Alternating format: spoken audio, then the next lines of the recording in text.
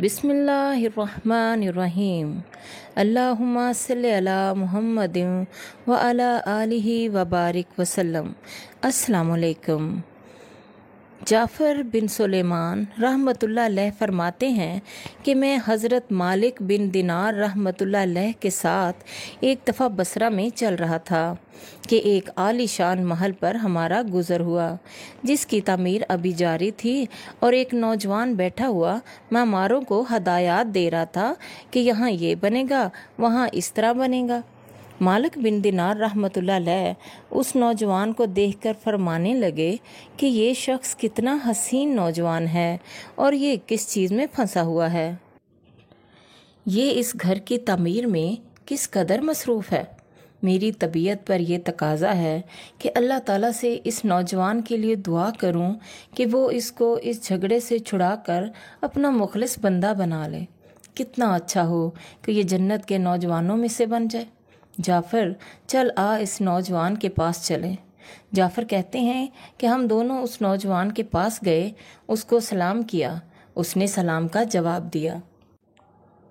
وہ نوجوان حضرت مالک رحمۃ اللہ علیہ سے واقف تھا، لیکن اس نے حضرت مالک رحمۃ اللہ علیہ کو کبھی دیکھا نہیں تھا، اس لیے پہچانتا نہیں تھا۔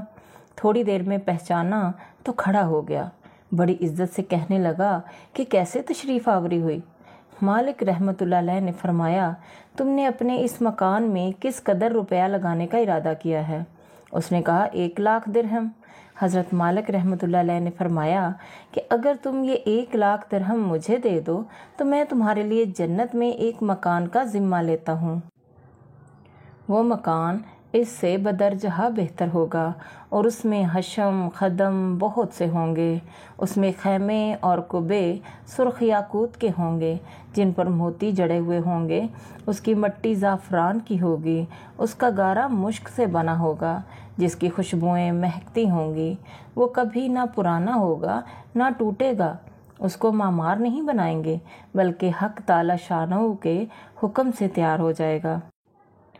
اس نوجوان نے کہا کہ مجھے سوچنے کے لیے آج رات کی مہلت دیجیے، کل صبح آپ تشریف لائیے گا تو میں اس کے متعلق اپنی رائے بتا دوں گا۔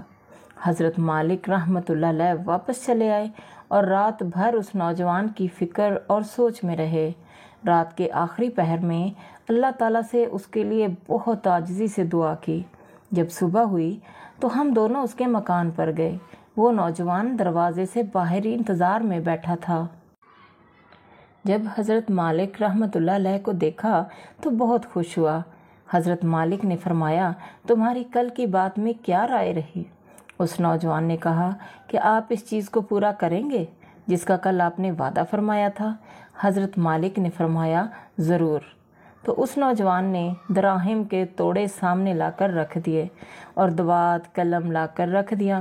حضرت مالک رحمۃ اللہ علیہ نے ایک پرچہ لکھا جس میں بسم اللہ الرحمن الرحیم کے بعد لکھا کہ یہ اقرار نامہ ہے کہ مالک بن دینار رحمۃ اللہ علیہ نے فلاں شخص سے اس کا ذمہ لیا ہے کہ اس کے اس محل کے بدلے میں اللہ تعالیٰ کے یہاں اس کو ایسا محل جس کی صفات اوپر بیان کی گئی ہیں اور جو صفات اس مکان کے اوپر گزریں وہ سب لکھنے کے بعد لکھا کہ یہ ملے گا، بلکہ اس سے بھی کہیں زیادہ اور بہتر انداز میں ملے گا جو حق تعالی شانہ کے قریب ہوگا۔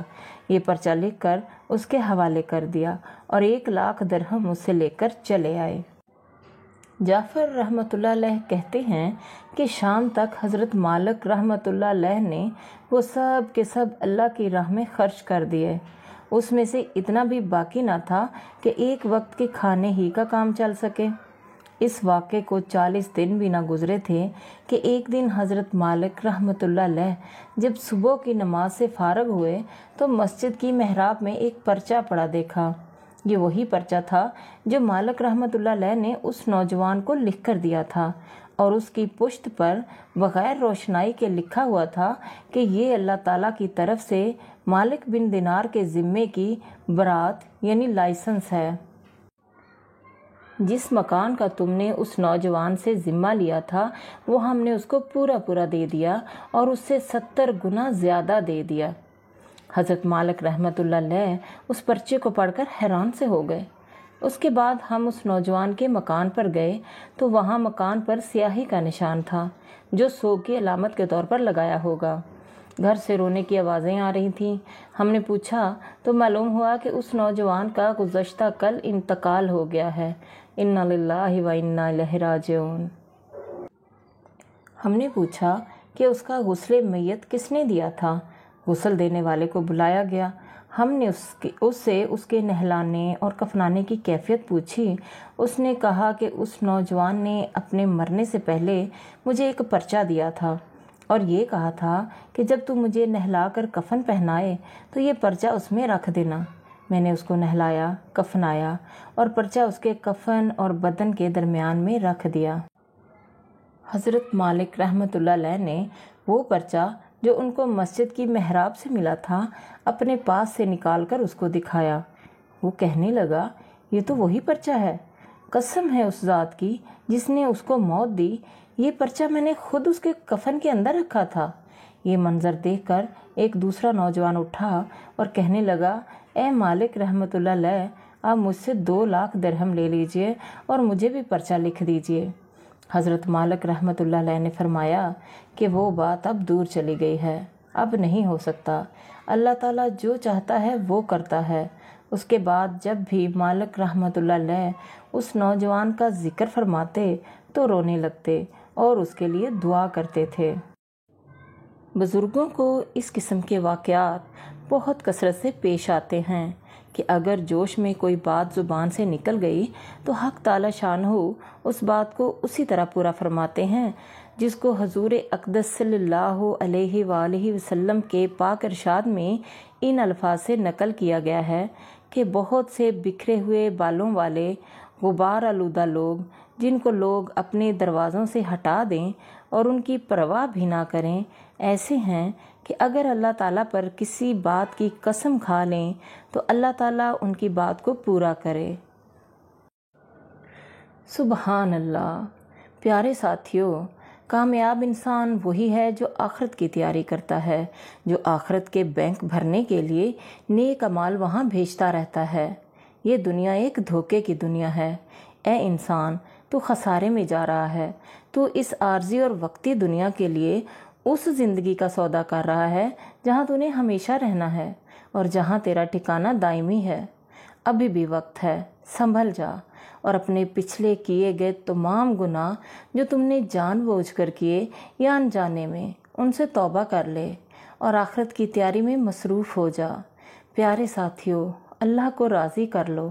اگر اللہ راضی ہو گیا تو تم اس دنیا میں بھی کامیاب ہو جاؤ گے اور آخرت میں بھی کامیاب ہو جاؤ گے انشاءاللہ۔